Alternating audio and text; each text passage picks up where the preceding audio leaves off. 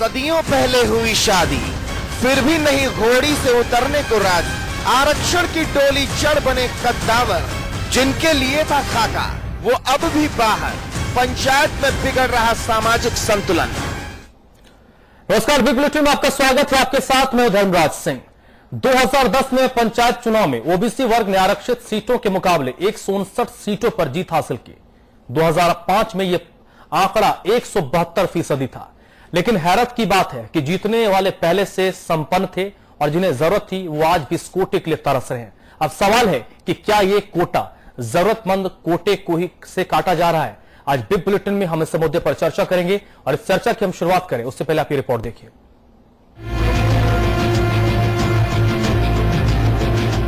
आरक्षण न हुआ, बाल्टी हो गई। लेकिन हैरत तब हुई जब उसे इस्तेमाल करने वालों ने कब्जा कर लिया और जिनके लिए बाल्टी बनी थी वो रिश्ते पानी को भी तरसते रहे। पूरे राजस्थान में जनरल और अन्य कास्टों से भी ज्यादा 52% नॉन ओबीसी का वोट है, जिसमें यादव भी है, जाट भी है, अन्य कुमावत भी है और अन्य जातियां भी। ये प्रमुख कारण है कि ओबीसी की सारी जातियां एक हो जाती है जब चुनाव होता है।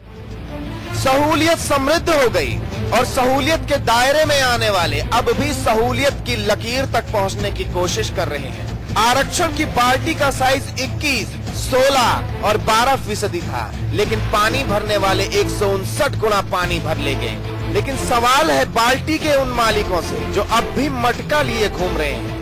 देखिए, इसमें एक दो कमेटीज भी बनी थी और उन्होंने ये भी कहा था भाई जो रिजर्वेशन के लिए क्वालिफिकेशंस किए जा रहे हैं उसमें दो क्राइटेरिया हो गए कि एक तो रिजर्वेशन कास्ट के बेसिस पर, बीपीएल के आधार पर हो रहा है, तो उस पर भी विमर्श होना चाहिए। उसके बाद इसका निदान हो सकता है, अन्यथा तो ओपन सीट पर कोई भी चुनाव लड़ सकता है और जब ओपन सीट होती है तो उसमें महिला भी लड़ लेती है, ओबीसी भी, SC ST भी, इसी कारण की संख्या बढ़ रही है। सियासत का दस्तूर देखिए, जिस लकीर को बड़ा करने की कोशिश की गई वो हद से ज्यादा बड़ी हो गई और जिसे छोटा करना था वो कुछ ज्यादा ही छोटी हो गई। लेकिन सवाल अब यही है कि आरक्षण की नीति सामान्य करने की थी या संतुलन बिगाड़ने की?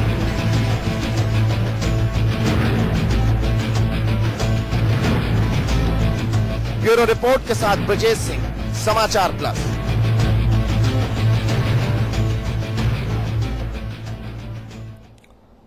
तो रिपोर्ट आपने देख ली। अब सवाल उठता है कि आखिरकार इस परिदृश्य में क्या किया जाना चाहिए? जो पुरानी चीजें चली आ रही हैं उसी पर कंटिन्यू होना चाहिए या फिर अब आमूल चूल बदलाव का वक्त आरक्षण में आ चुका है? क्या वाकई पंचायत चुनाव में इसे कंटिन्यू किया जाना चाहिए? आज बिग बुलेटिन में हम इस मुद्दे पर चर्चा करेंगे और इस चर्चा में मेरे साथ राजेंद्र सेन साहब जुड़ रहे हैं, कांग्रेस पार्टी के नेता।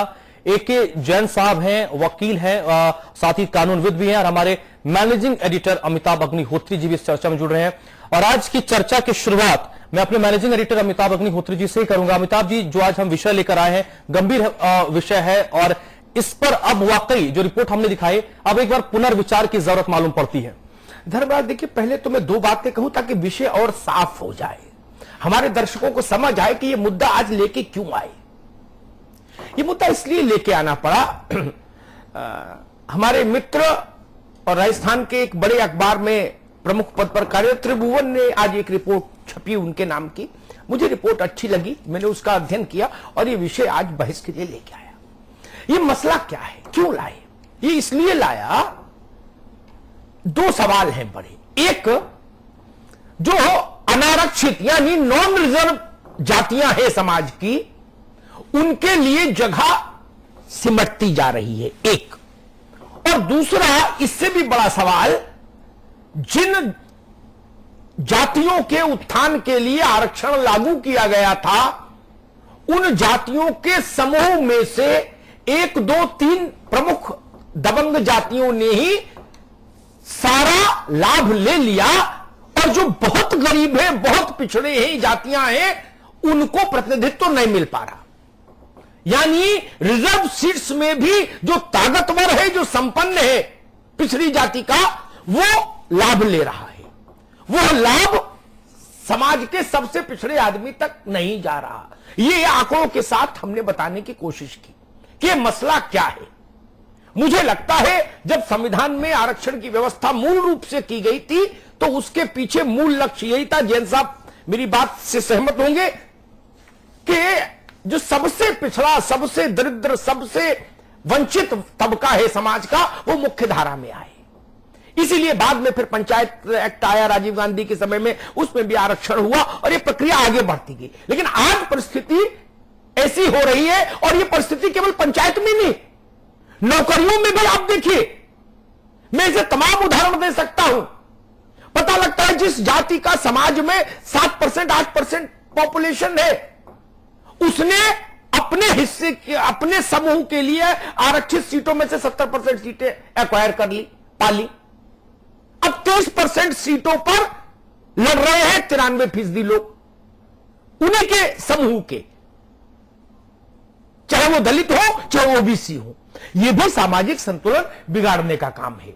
मुझे लगा यह विषय महत्वपूर्ण है, इस पर आज चर्चा होनी चाहिए, इसलिए इस सवाल को मैं राजस्थान के अवाम के सामने लेके आया हूं। बिल्कुल। राजेंद्र सेन साहब, जो वस्तुस्थिति नजर आ रही है, जो अमिताभ जी ने जिक्र किया, आपको लगता है कि अब आमूल चूल बदलाव का वक्त आ गया है, पुरानी चीजों में थोड़ा बदलाव होना चाहिए? देखो जी, मैं ये कहना चाहूंगा कि जैसे आप बता रहे हैं कि भाई ओबीसी के 2 गुना 3 गुना लोग अब जीत के आ रहे हैं, लेकिन आपने देखा होगा ओबीसी की संख्या लगभग 52% ओबीसी के लोग इस प्रदेश में निवास करते हैं, और बाकी 12 और 16 एससी एसटी आ गए। कुल मिला के 80% लोग आरक्षित हैं, और जनरल में 20% लोग आते हैं। तो जब आप देख लो 20% का 3 गुना कर लो तो 60% होता, तो निश्चित रूप से 3 गुना आएंगे ओबीसी वाले लोग, क्योंकि इनकी जनसंख्या ज्यादा है। और दूसरी चीज है, जब आरक्षण की बात आती है तो जैसे कोई कॉलेज में प्रवेश हो या कोई मेडिकल कॉलेज में प्रवेश हो, तो उसमें क्या होता है, जनरल परसेंटेज की जो मेरिट जाती है, जनरल में सभी आते हैं, ओबीसी भी आती है, उसके बाद में जो सीटें बचती है उसमें ओबीसी का आरक्षण दिया जाता है, तो निश्चित रूप से ज्यादा आएंगे। और ये एक संवैधानिक मामला है। नहीं, मैंने दूसरा सवाल भी उठाया, आपने सिर्फ एक सवाल को एड्रेस किया, मैंने दूसरा सवाल उठाया, ओबीसी के लिए एक आरक्षण तय हो गया, ठीक, समझिएगा मेरी बात को, पहले समझ लीजिएगा तब जवाब दीजिएगा। आरक्षण हो गया, ठीक, ओबीसी में उदाहरण के तौर पर बता रहा हूं, मान लीजिए 40 जातियां हैं, 50 जातियां हैं, 100 जातियां उपजातियां हैं, बात तो सुन लो भाई पूरी, बिना बात सुने जवाब दे देंगे क्या?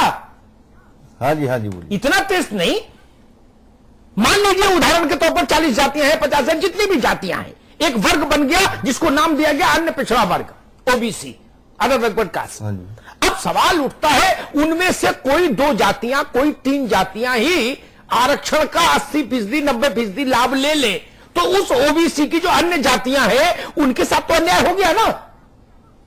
वो रोटेशन कैसे बने, ये सवाल है देखने का। ऐसा है जी, जहां तक राजनीतिक पार्टियां हैं, चाहे बीजेपी हो चाहे भाजपा हो या कोई भी राजनीतिक पार्टी हो, वो पार्टियां हमेशा बड़ी जाति को टिकट देती है हमेशा। तो ओबीसी में जो बड़ी जातियां हैं उन लोगों को लाभ मिल जाता है, जो छोटी जातियां वो रह जाती है। जैन साहब, इस असंतुलन को कैसे दूर किया जाए? चूंकि संविधान निर्माताओं ने आरक्षण राजनेताओं के कुश्ती और पहलवानी करने के लिए नहीं लागू किया था कि आप लोग कबड्डी खेलो, इससे उन्होंने लागू किया था। एक सेकंड जैन साहब, आपकी बात आ गई कि जो गरीब आदमी है, जो पिछड़ा है, जो दरिद्र है, जो वंचित है, वो समाज की मुख्य धारा में आए। बिल्कुल। और अगर ये सुविधा कुछ ही चंद जातियां, ये चंद समूह तक ही कन्फाइंड हो जाएगा, तो ये अपने किस्म की एक नई समस्या पैदा हो जाएगी मुल्क में। जैन साहब, आपसे नहीं भैया, राजेंद्र सेन, आप नहीं, जैन साहब से बात हो रही। कॉन्स्टिट्यूशनल असेंबली में जब आरक्षण को लेकर डिबेट चल रही थी, तो द ग्रेट भीमराव अंबेडकर साहब ने ये कहा था कि आरक्षण का, हम जानते हैं कि आरक्षण का सिद्धांत समानता के सिद्धांत के विपरीत है, परंतु बरसों तक जो स्थिति रही है उसके लिए जरूरी है कि जो पिछड़े लोग हैं, जो कमजोर लोग हैं, उनको अन्य लोगों के लिए बराबर आने तक खड़ा किया जाए। और इसलिए एक निश्चित समय तक, सिर्फ 10 वर्ष की अवधि के लिए हम आरक्षण का प्रावधान कर रहे हैं। ये कॉन्स्टिट्यूशनल डिबेट्स में अंबेडकर ने बड़े एक मन से कही हुई बात थी, परंतु उसके बाद क्या हुआ? उसके बाद जिस भावना से आरक्षण लाया गया था वो तो बैकग्राउंड में चला गया। ये जो कमजोरों को आगे करने की बात थी, जैसा अमिताभ जी ने भी कहा, वो बैकग्राउंड में चली गई और इस पर एक वोटों की राजनीति शुरू हो गई। जो कालेलकर समिति बनी थी, जिसके आधार पर आरक्षण का, एससी एसटी का आरक्षण पहले हुआ था, बाद में मंडल आयोग से जो ओबीसी का आरक्षण हुआ, उसमें उसके बाद दोबारा कभी सर्वे नहीं हुआ। कि जो लोग फायदा ले चुके हैं उनको आरक्षण से बाहर रखा जाए। जो जातियां, जो आपने कहा कि जो सिर्फ 30% लोग फायदा रह गए और 70% लोग पिछड़े हुए रह गए, कि उनको वापस आगे लाया जाए, इस तरह का कोई चेंज करने की कोशिश नहीं की। बल्कि आंदोलन बाद में ये हुए कि जो जातियां ओबीसी में शामिल नहीं हुई और शक्तिशाली जातियां थी, वो चुनाव आते समय केंद्र में भी और राज्य में उनको कभी ओबीसी में कभी एसटी के नाम पर शामिल किया गया, और जिसका परिणाम ये आज कॉम्प्लिकेशन पैदा हुआ कि जो उद्देश्य था हमारा कि आरक्षण के माध्यम से कमजोर लोगों को आगे बढ़ाया जाए, उसकी बजाय सामाजिक संतुलन बिगड़ने की स्थिति आ गई। आरक्षण एक, यानी कुछ लोगों ने जो वास्तव में पिछड़े हैं वो आज भी पिछड़े हैं। राजस्थान के जो आदिवासी हैं शाहबाद और बारां में या डूंगरपुर में, वो आज भी पिछड़े हुए हैं। जो महादलित हैं वो आज भी पिछड़े हुए हैं। ओबीसीज में जो पिछड़ी जातियां हैं वो आज भी पिछड़ी हुई रह गई, परंतु कुछ लोगों ने सत्ता पे कब्जा करने का माध्यम बना लिया। और हमारी पॉलिटिकल लीडरशिप, क्योंकि अब स्टेट्समैन नहीं रहे, पंडित नेहरू या भीमराव अंबेडकर जैसे स्टेट्समैन नहीं रहे जो राष्ट्र के हित में काम करें, सिर्फ पार्टीज के हित में, वोट की पॉलिटिक्स में किसी में हिम्मत नहीं हो रही कि इस सारे सिस्टम को रिव्यू करके और एक नए तरीके से वास्तव में जिन लोगों को फायदा देना उनको फायदा देना। साहब एक उदाहरण देता हूं मैं, उससे शायद राजेंद्र सेन जी को और बेहतर समझ आएगा। उत्तर प्रदेश में मैंने एक आरटीआई लगाई और ये जानने की कोशिश की कि सरकारी नियुक्तियों में जो ओबीसी का आरक्षण है, उसमें मैंने उत्तर प्रदेश सरकार से यह कहा कि मुझे ब्रेकअप दीजिए, किस पिछड़ी जाति के कितने % लोग भर्ती हुए, ताकि मुझे समझ आए कि सबको लाभ मिल रहा कि नहीं मिल रहा। मैं जानकर हैरान हो गया कि उत्तर प्रदेश में 2 प्रमुख जातियों के हिस्सेदारी लगभग 77% और 33% में 4 दर्जन और जातियां। ये तो सामाजिक न्याय नहीं हुआ। फिर लड़ाई वहीं की वहीं खड़ी हो गई। फिर नव सामंत पैदा हो गए जिनके खिलाफ आरक्षण दिया गया था। फिर एक नया प्रभुवर्ग तैयार हो गया समाज में। मेरे गांव के ननकू को तो लाभ मिले ही नहीं। यही स्थिति हर राज्य में है और यही स्थिति पंचायत चुनावों में राजस्थान में देखने को मिल रही है। जो अपने गांव में संपन्न है, दबंग है, उसके घर में खूंटे से बंधी पंचायती। ये तो ननकों के लिए हुआ था भाई, वो भी आगे आए। कुछ सेन साहब, लक्ष्मीकांत पारिक भी आ गए हमारे साथ। पारिक साहब, आरक्षण हुआ था कि एक समय ऐसा आ जाए इस देश में जब समाज का सबसे पिछड़ा तबका जो है, सबसे वंचित तबका है, वो भी मेन स्ट्रीम में आ जाए। चाहे वो विधायिका हो, चाहे वो कार्यपालिका हो, चाहे वो न्यायपालिका हो, हर क्षेत्र में इसके लिए आरक्षण की व्यवस्था की गई। स्टेरॉइड इसीलिए दिया जाता है ना आदमी को कि भाई उठ के खड़ा हो जाए, स्टेरॉइड दे दिया समाज को। लेकिन ये तो एक नए किस्म का असंतुलन पैदा हो रहा है। राजस्थान के पंचायत के नतीजे इस बात का प्रमाण दे रहे हैं। पारिक साहब, देखिए, आपकी बात से एक हद तक सहमति हो सकती है कि राजस्थान में पंचायत के चुनाव के नतीजे इस बात को इंगित करते हैं कि राजस्थान के जातियों की जो व्यवस्था है, उसके आधार पर जो आरक्षण दिया हुआ है, उससे कुछ असंतुलन की स्थिति पैदा हुई। लेकिन लोकतांत्रिक व्यवस्थाएं हैं, लोकतांत्रिक व्यवस्था में जिस व्यक्ति के पास आरक्षण का अधिकार है, आरक्षित सीटें चुनाव लड़ सकता है और सामान्य सीटें चुनाव लड़ सकता है। इन सामान्य सीटों में चुनाव जो लड़कर जीतकर जाते हैं, उस व्यवस्था के कारण एक असंतुलन की स्थिति, जिसको आप कहते हैं असंतुलन की स्थिति हुई है। लेकिन लोकतांत्रिक रूप से असंतुलन की स्थिति नहीं है, क्योंकि चुनाव लड़ना हर आदमी का लोकतांत्रिक राइट है। उस राइट में जिसको आरक्षण दिया हुआ है, वो आरक्षित सीटें चुनाव लड़ सकता है और सामान्य सीटें चुनाव लड़ सकता है। अच्छा किया आपने। दबंगाई की हम बात करें, दबंगाई नहीं कह सकते, लोकतंत्र के अंदर दबंगाई नहीं चलती। अमिताभ जी, लोकतंत्र के अंदर निश्चित रूप से जो वोट आता है उसी के आधार पर, चुनाव के आधार पर सरकारी बनती है, चाहे पंचायत की चुनाव की बात करें या लोकसभा की बात करें। अच्छी बात आपने मुझे ये बता दिया कि लोकतंत्र में हर कोई चुनाव लड़ सकता है, ये मुझे पता लगा। उसके लिए धन्यवाद। नहीं पता तो आपको है, आप विद्वता के धनी हैं, आप विद्वता के धनी हैं, आपको सबको पता है। आप बहुत अधिक विद्वान व्यक्ति सुन लो भैया, पारिक साहब नहीं है। पारिक साहब एक सेकंड सुन लो मालिक, मैंने 2 सवाल रखे थे, आप देर से आए। एक तो ये सवाल रखा, असंतुलन यहां भी हो रहा है, और एक दूसरा असंतुलन विद इन द हाउस हो रहा है। विद इन हाउस मीन्स, समझिएगा मेरी बात को गौर से, आज विषय राजनीतिक नहीं है कि आओ आंख बंद करो भाषण दो चले जाओ। आज बड़ा टेक्निकल सब्जेक्ट है। 30, 35, 40 जो भी जातियां हैं, हर राज्य में अलग अलग संख्या है जातियों की ओबीसी में, ठीक है ना, मैं ठीक कह रहा हूं ना? भारत के हर राज्य में ओबीसी के संख्या अलग अलग है। उदाहरण के तौर पर मुझे पता नहीं एग्जैक्टली कितनी जातियां ओबीसी में राजस्थान में है लिस्टेड, मान लीजिए उदाहरण के तौर पर 30 जातियां हैं। मेरा दूसरा सवाल यह कि उस 30 में से केवल 2 जातियां या 3 जातियां ही सारा लाभ लिए जा रही हैं, बाकी 27 जातियां वहीं की वहीं खड़ी हैं, पिछड़ी। पंचायत के परिणाम ये भी बता रहे हैं, आप समझ रहे हैं ना? जी लक्ष्मीकांत जी, देखिए, व्यवस्था में कुछ खामियां हो सकती है, व्यवस्थाएं बदलनी चाहिए, इस बात से हम आपकी से अंगीकार करते हैं, आपकी इस बात से अंगीकार करते हैं कि व्यवस्था बदलनी चाहिए। कहीं यदि बहुत अधिक किसी जाति का वर्चस्व है और वहां पर उस जाति के वर्चस्व के हिसाब से वोटिंग होता है और वहां पर उस जाति को वोट मिलता है तो लोकतांत्रिक व्यवस्था है, पहली बात। दूसरी बात, किन्हीं जातियों को फायदा मिलता है और बाकी जातियों को फायदा नहीं मिलता, इसको अब दबंगई कहें तो शायद गलत होगा। निश्चित रूप से उन जातियों की व्यवस्था उन जातियों की बहुतायतता है, इसलिए इस क्षेत्र पे एक दोबारा बहस की आवश्यकता है कि किन लोगों को अब वास्तव में आरक्षण की आवश्यकता है। ठीक, इसके अंदर भी अब आरक्षित व्यवस्था के अंदर भी आरक्षण की आवश्यकता है। आगे जैन साहब, ये वैसा ही मसला है मित्र, जैसा मीरा कुमार जी की बिटिया को भी आरक्षण मिले, रामविलास पासवान के बेटे को भी आरक्षण मिले है, चीफ सेक्रेटरी चीफ जस्टिस रहे हो उनके बच्चे को भी आरक्षण मिले, नाती पोते को भी आरक्षण मिले, तो ननकू का नंबर कभी नहीं आएगा, लिख लो। ननकू का नंबर कभी नहीं आएगा, ये नेता कभी ननकू तक रोशनी नहीं जाने देंगे इस मुल्क में, वो उन्हीं का पेट नहीं भरेगा। अरे भाई, जिसका बाप एक बार कलेक्टर हो गया जयपुर में, उसके 27 पीढ़ी तक आरक्षण की जरूरत है क्या? वो आरक्षण विड्रॉ करो, उसके परिवार से नीचे जाए, वही तो मैं कह रहा हूं। अमिताभ जी, आपको ध्यान होगा कि जब आरक्षण का सुप्रीम कोर्ट का फैसला आया था तो उन्होंने क्रीमी लेयर की थ्योरी उसमें डाली थी, ओबीसी का आरक्षण जब गया था, और उन्होंने कहा था कि क्रीमी लेयर को सेकंड जनरेशन आरक्षण नहीं दिया जाना, क्रीमी लेयर को उसमें अलग।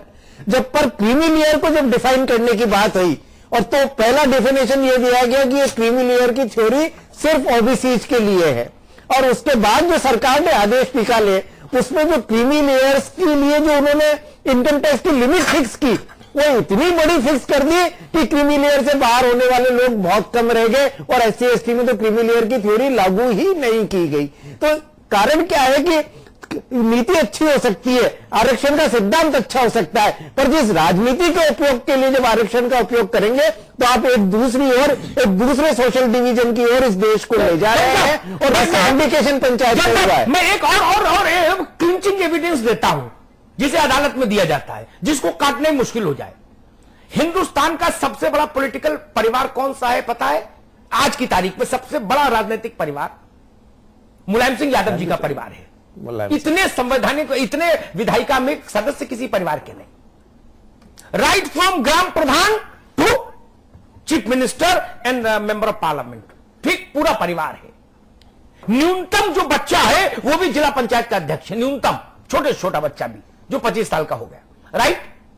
लेकिन वो लोग, वो भी, उनका परिवार भी आरक्षण का हकदार है। मुकदमा चल रहा है आय से अधिक संपत्ति का, और आरक्षण के हकदार है, लेकिन ननकू की याद नहीं आएगी। मैं ये सवाल लेके आया हूं, इसलिए ये सवाल यहां आज खड़ा किया मैंने। मुझे पता है राजनेताओं के लिए इस पर बोलना बहुत मुश्किल काम है, सारा वोट का गणित डगमगा जाएगा। और गांव में वोट तो वही पड़वाता है ना जो थोड़ा सा संपन्न होता है, जिसका स्ट्रांग होल्ड होता है, जिसकी मसल पावर होती है, मनी पावर होती है। पारिक साहब, हम लोगों ने भी थोड़े बहुत चुनाव देखे हैं 25 वर्ष में। नहीं, अमिताभ जी, आपने बहुत सारे चुनाव देखे हैं और आपकी विद्वता को तो हम नकार नहीं सकते। आपके जैसे विधान व्यक्ति जो नहीं था, हमें बैठने का मौका मिला तो सौभाग्य है हमारा, हमको आपसे बहुत कुछ सीखने को मिलता है, ऐसा नहीं है। लेकिन आप जिन बातों कह रहे हैं कि दबंगई, मैं नहीं समझता कि आप जिन बातों बार बार कह रहे हैं कहीं अपवाद के रूप में दबंगई हो सकती है। लोकतंत्र में दबंगई का कोई स्थान नहीं है, लोकतंत्र के अंदर लोकतांत्रिक व्यवस्था का स्थान है। लोकतंत्र के अंदर जो लोग वोट डालते हैं, जिनको जनता चाहती है वे लोग राज करते हैं, जिनको जनता नकार देती है उन्हें निश्चित रूप से बाहर बैठना पड़ता है। लेकिन यह बहुत लंबे समय तक कांग्रेस ने राज हमेशा कहते हैं कि मेरी बात सुने उसके बाद बीच में नहीं बोले। पारिक जी, कई बार आपने मुझे कहा, आज मैं आपको कह रहा हूं जी, पहले मेरी बात सुन लें तो फिर उसके बाद आप मुझे कहेंगे मुझे अच्छा लगेगा, आपसे सुनना मुझे अच्छा लगेगा, आपसे सीखना मुझे अच्छा लगेगा। जी बिल्कुल पारिक साहब जी। मैं अमिताभ जी एक बात, दो बातें जी। कहना चाहूंगा। जी। आपने बात कही है, निश्चित रूप से कुछ परिवारों को लोगों को आरक्षण नहीं मिला, मुलायम सिंह की बात को आपने कही। राजस्थान में भारतीय जनता पार्टी ने बड़ा स्पष्ट उदाहरण दिया है।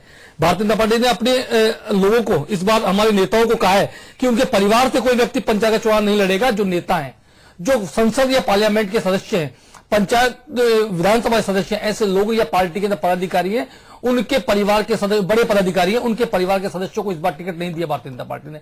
कहीं दे भी दिया गलती से तो टिकट वापस लेने की स्थिति भारतीय जनता पार्टी बनी है, विड्रॉ वहां से करवाया है। इन सब स्थिति देखते हम निश्चित रूप से हमारी पार्टी इस बात को मानती है कि जिन लोगों को बराबर बार बार आरक्षण का लाभ मिल रहा है उनको नहीं मिलना चाहिए राजनीतिक आधार पर। तो आप ये नहीं कहें कि सब लोग ऐसा करते हैं। ठीक है राजन जी, लोगों को ज्यादा फायदा मिल जाता है। ठीक है भैया, ठीक है राजन सिंह जी। एक ही आदमी मिठाई खाता रहे लगातार, इससे बेहतर है सोमवार को उसको खिलाओ, फिर उसको बाहर करो, मंगल को नए आदमी को खिलाओ, उसको बाहर करो, बुध को तीसरे को खिलाओ, सबकी सेहत बने। आरक्षण तो इसलिए लागू हुआ था, संविधान सभा की बहस पढ़ लीजिए, इस पर कई दिनों बहस चली थी। ये 1 मिनट का फैसला नहीं था, कई दिनों बहस चली थी। 360 लोग, जो भारत की सर्वोत्तम प्रतिभा थी, वो संविधान सभा में थी। हमसे आपसे ज्यादा काबिल लोग थे, घंटों घंटों बहस चलती थी। और जैसा जैन साहब कह रहे थे, पूरी बहस पढ़ेंगे आपको पता लगेगा। अंबेडकर ने 20 अवसरों पर चेताया कि यह आरक्षण का दुरुपयोग हो जाएगा। अमिताभ जी, जिन लोगों ने आरक्षण दिया था उनकी सोच ये थी कि कमजोर से कमजोर वर्ग के आदमी को उसका लाभ पहुंचे। लेकिन संविधान ने जिस तरह से आरक्षण दिया है उसमें कोई कैटेगराइज नहीं किया गया है, वर्ग नहीं किया गया, भाई इसका इतना परसेंट है, इसका इतना परसेंट है, इसका इतना परसेंट। अगर ये चीज कर देता संविधान तो आज ये नौबत नहीं आती। आज हर पॉलिटिकल पार्टी, चाहे कोई सी पॉलिटिकल पार्टी हो, पारिक साहब ने कहा कि भाई आज भाजपा खाली वंशवाद को टिकट नहीं दे रही है, उसमें आरक्षण की बात नहीं है। हाँ, आरक्षण की बात नहीं ना, वो वंशवाद का मुद्दा। हाँ जी, वो वंशवाद की बात है। मैं ये कहना चाहता हूं कि अगर संविधान इसको कैटेगराइज करता है, वर्गीकरण इसका कर देता, हर जाति का बता देता भाई ये इतनी परसेंटेज इस जाति की, इतना परसेंट इसको मिलेगा, इतना इसको मिलेगा, तो आज ये स्थिति नहीं आती और समाज में जो पीछे पिछड़ा लोग है वो भी बराबर की स्थिति में आ जाता। चलिए ठीक है जैन साहब, जो मेरे ख्याल से राजेंद्र साहब, जैन साहब ने जो बात कही है, ये बड़ी अजीब सी बात कही है। जो हमारे जो विद्वान कॉन्स्टिट्यूट असेंबली के लोग थे, उन्होंने बड़ा साफ कहा, उनके दिमाग में जाति नहीं थी उस समय, वो जाति से उठ के देश के लिए सोच रहे थे। और जो कॉन्स्टिट्यूशन में आरक्षण का प्रावधान किया वो सोशली और इकोनॉमिकली बैकवर्डनेस के आधार पर किया है। ये जाति राजनेताओं ने बात के अंदर घुसाई है कि जाति भी सोशल और इकोनॉमिक बैकवर्ड से क्लास हो सकती है। इसलिए ये कहना कि हमारे संविधान निर्माताओं ने गलती तो आप लोगों ने की है, संशोधन का कचरा कर दिया है। संविधान निर्माता आप कह रहे हैं कि जाति के आधार पर सब बांट देते हैं, जाति के आधार पर बांट देते हैं, देश बढ़ जाता है। ये बात नहीं कही कि संविधान निर्माताओं ने गलती करी है। मैं ये राजेंद्र सेन साहब, सबने अपने हिसाब से इसका इस्तेमाल किया है। वक्त हमारा यहाँ पर खत्म हो गया है। अमिताभ जी, संपादकीय टिप्पणी। देखिए, मैं तो एक ही उदाहरण से बात कहूंगा जिससे मेरे दर्शकों को बात समझ आए। ये वैसे ही है कुछ कुछ मामला जैन साहब, आरक्षण का फैक्ट्री से उठ के मिठाई का तसला मोहल्ले में रख दिया गया चौपाल पे। समझिएगा, जो सबसे हट्टा कट्टा दिखा उसने बाकी को धक्का दिया, अपने घर लिए गया तसला उठा के, बाकी फिर वही की वही खड़े। सवाल ये है, राजनेता इस बीमारी पर कभी उंगली नहीं उठाएंगे, उनका पूरा महल भरभरा के गिर पड़ेगा। सारा ताश का महल बनाइए इस बिना पर है। आखिर राजनेताओं के बाल क्यों सफेद हो गए? इसीलिए इसी गुणागणित में तो हो गए। कितने जाट हैं, कितने ठाकुर हैं, कितने ब्राह्मण हैं, कितने लोधी हैं, कितने काची हैं, कितने कुम्हार हैं, कितने सुनार हैं। ये जोड़ घटाने में तो उम्र बीत गई, और क्या जोड़ घटाना है? और उसको देश हित कर आप मुलम्मा पहनाना चाहते हैं। मैं राजस्थान के पंचायत के परिणाम 2010 के देख रहा था, जो सबसे विपन्न और सबसे पिछड़ी हुई जातियां और उपजातियां हैं राजस्थान की, उनका रिप्रेजेंटेशन ही नहीं बन पा रहा। एक एक का नाम लेके डाटा भेज दूंगा लक्ष्मीकांत पारिक जी, भाजपा और कांग्रेस को जवाब देते नहीं बनेगा। आप ही दो पार्टी राज कर रहे हो वहां। एक ही परिवार में लगातार पंचायती जा रही है, ननकू दूर से खड़ा देख रहा है, वो कह रहा है जैसा जवाहरलाल का टाइम था वैसे मोदी का टाइम, हमारे दिन न तब बहुरे न आज बहुरे, हम जूते ही गांठ रहे हैं। क्यों? इसलिए आरक्षण लागू हुआ था क्या? मैं आरक्षण के विरुद्ध नहीं, लेकिन आरक्षण रोटेट होना चाहिए, आरक्षण का चक्र यूं घूमे कि निचले वाले तक ठंडी हवा जाए, वो पंखा यूं चलना चाहिए। वो कुछ घरों के लिए नहीं था आरक्षण। आप लोगों के पास तो परिणाम के डाटा होंगे ना सारे, उठा के देख लीजिएगा पार्टी कार्यालय में जाके, राजेंद्र सिंह जी भी, आप भी। क्या ये सामाजिक न्याय है? और मैं एक बड़े खतरे की ओर आगाह कर रहा हूं राज्य को और देश को। आप एक नया सामंतवादी युग की रचना कर रहे हैं। जिस व्यवस्था के खिलाफ आरक्षण की मांग उठी थी एक दौर में अंबेडकर के द्वारा, वैसे ही एक नई व्यवस्था पैदा आप कर दे रहे हैं। मैं जातियों के नाम नहीं लूंगा यहां, उनका जलवा जलाल, उनकी आक्रामकता, उनकी संपन्नता, उनका पार्टिसिपेशन सरकार में, नौकरियों में किसी सवर्ण जाति से कम है क्या? बताइए। नहीं ना, नाम नहीं लूंगा, यहां कटुता नहीं करने आया, मैं इशारा में बात बोल रहा हूं। आप भी समझ रहे हैं, हम भी समझ रहे हैं, तुम भी समझ रहे हो। कविता की बड़ी पॉपुलर लाइन थी विष्णु सक्सेना की, हम भी समझ रहे हैं, तुम भी समझ रहे हो मैं क्या बोल रहा हूं। क्यों? इलाके बांट दिए आपने, करौली किस एक को दे दिया, झुंझुनू एक को दे दिया। क्यों भाई? इलाके भी जातियों को सौंप दिए। गलत बोलो तो टोक दीजिएगा। और आप कह रहे जी नहीं, हम लोग तो सर्वधर्म समभावी लोग हैं, संत भाव से राजनीति करने आए हैं, विवेकानंद जी से प्रेरणा ली है। क्यों? ये तरीका ठीक नहीं। इसलिए जो मैं बार बार कहता हूं, मेरे गांव का ननको, उसकी दशा नहीं बदल रही। वो क्यों नहीं मुख्य धारा में आ पा रहा? पंचायत हमारे लोकतंत्र का की नींव का पत्थर है।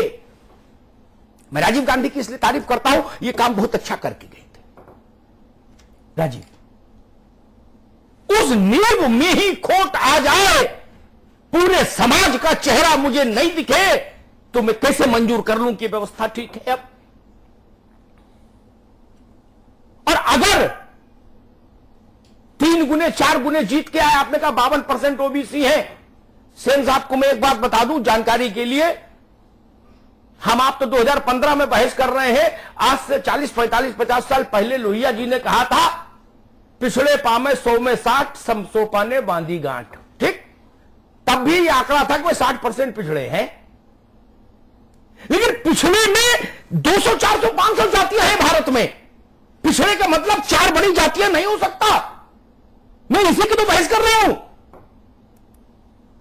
सारे मलाई वो 4 जातियां नहीं खाए, इसलिए तो बहस लेके आया। और बहस किस लिए लेके आया? हमको पता है कि जनसंख्या का विभाजन कैसा है भारत में जातियों के हिसाब से, हम जानते हैं। हम भी जनसंख्या की रिपोर्ट को अध्ययन करते हैं। चुनाव नहीं लड़ते, शादी नहीं की, लेकिन बरातें बहुत की राजेंद्र सिंह जी। 25 साल में जाने कितनी बरातें कर ली। हम जानते हैं दूल्हे का मिजाज और दूल्हे के बाप का की नियत कि चुपके से दहेज मांग लेगा। इतना तो बरातों में देख ही लिया हमने।